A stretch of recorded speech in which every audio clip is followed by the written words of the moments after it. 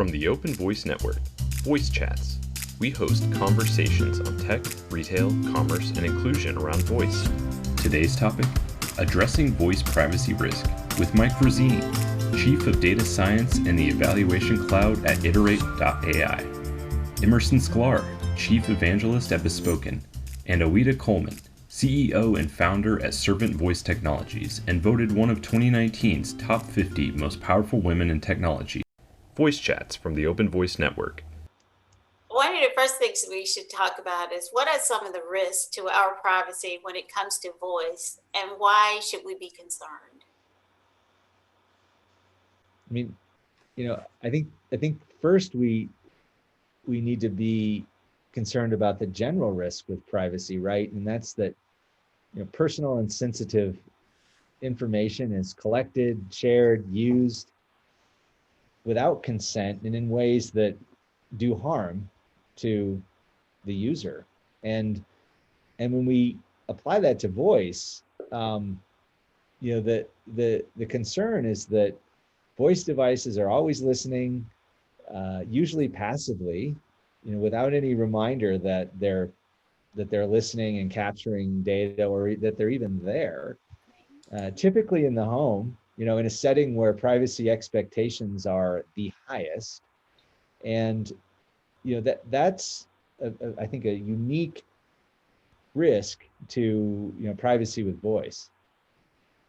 Yeah, I think you're spot on. I mean, if you think about, we've talked a little bit about this in the ethical use task force. If you think about specifically about consent with regards to this data privacy as sort of a spectrum from implied to informed to unanimous consent. Like on the implied side, if I go and I'm using a walkie-talkie, then it's implied that it is transmitting my voice to another person. I don't need to go and perhaps explicitly sign a disclosure saying I understand that.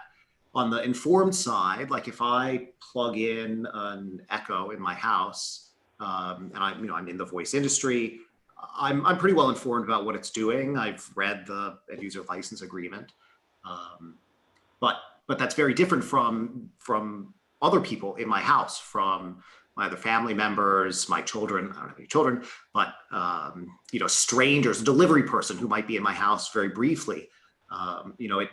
It may be partially informed, but it's not unanimous. And even I, Mike and Oita, I don't know about you, but even I am not totally informed about what large tech companies, large voice platforms are actually going to do with that content, how long they're going to store it, what positive, negative, or otherwise purpose it's going to be used for. Right. Yeah. So on that, you're exactly correct. Is how whether consent is given implicitly or explicitly, and then the other part is what will happen with the data. The raw data, the voice recording is data, is raw data. And so what is the length of time that data will be kept around, and then what will it be used for? So those are the important things. And then the right to delete the data and the right to give consent about how the data will be used is very difficult. It's very different in the voice space. And especially when you have these AI models that are fundamentally built on huge aggregations of data, what does deleting the data even mean in that world? Right. Yeah. Right. So, Mike, I know that's one of these are the topics that are being discussed in the privacy work group, and especially around collection and control of the data. Is there anything specifically we want to share from that? Yeah, and exactly. And what we're really trying to focus on is what's unique to voice, right? Because there's so many privacy issues and concerns and harms out there with technology in general, and those are very important, and we're not sidestepping those, but what we're really trying to focus on is what's unique to voice. And I think we're hitting on some of those aspects, right? Like the breadth and depth of the data collection is unlike any other scenario that I can think of, right? When you think about not just all the conversation that the device is parsing through with those AI models, as you say, Emerson. But potentially the background noise and the sentiment and any sort of audio context or biomarkers or any other information that could be contained in those audio captures that also could be inferred from AI models. Those are all concerned. Not even to mention financial information, HIPAA, medical information, so on and so forth. So that is what we're focused on in the privacy and security work group of the OVN is understanding what issues are unique to voice and what sort of guidelines and principles can we outline to protect people from those harms, make them aware of them and protect people from those harms. So do you see that the concerns of privacy are different between businesses and consumers? I mean, are they different concerns?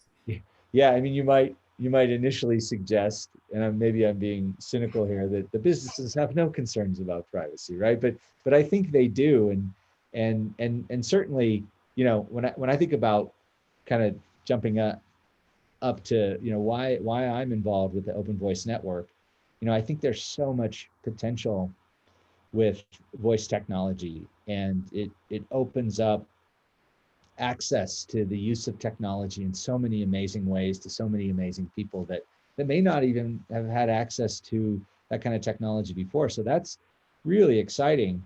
But the privacy, well, the openness of voice systems in general is a concern, right? Like, because they've sort of emerged as a walled garden. And I think the work of the Open Voice Network is helping, with awareness and guidelines and partners and sponsors and initiatives to address that, to make it more open. And along those lines, I think when you talk about commercial privacy interests, right? What are the interests and concerns of businesses with respect to privacy? Well, one for sure is going to be the adoption of that great technology that they've invested in, right? And I think privacy, and trust in general is a huge barrier to adoption of voice technologies because of, some of these pervasive things that we've discussed. And so that, for one, has to be a concern of theirs. How can they make the potential consumers more comfortable with, their own privacy concerns so that they can get broader adoption of the technology? I think when we talk about a privacy concern of business. So that's one thought. I think that's spot on. I mean, if you think about like the accessibility world, for many businesses, accessibility is an afterthought that only comes into play when they're subject to a lawsuit.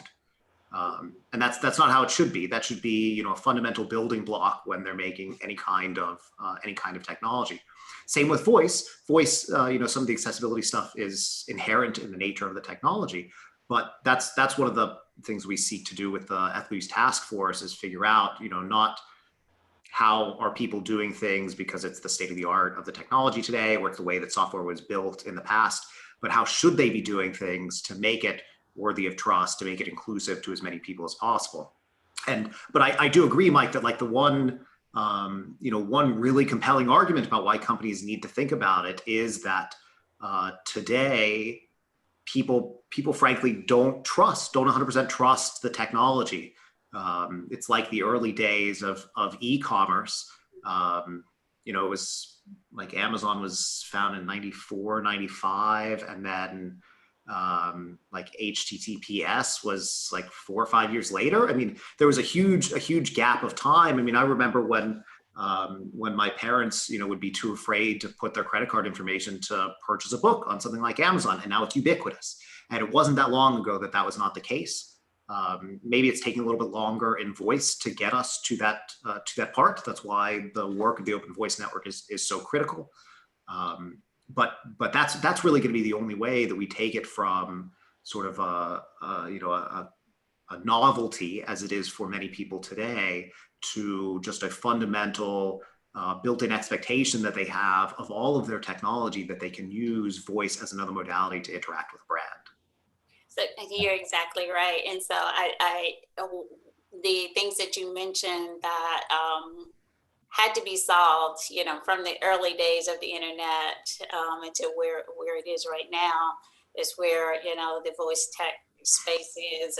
And so it's very important to gain user trust for the adoption of this technology, that we do address the issues around consent, collection of data, control, as well as transparency. And that really is the work of the Open Voice Network.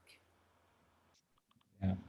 Yeah, absolutely. And I couldn't agree more with both of you. And your point, Emerson, about e-commerce is a great one, and it's a great analogy. I was early on first technology person in a fairly large e-commerce operation in '98, and we were focused mostly on building trust with the consumer. But when you look at and the whole industry was, right, to your point, and you look at the adoption that investment in building the trust, making sure the payments were secure, making sure that that there was a reliable use of this new technology, this new innovative approach to retail.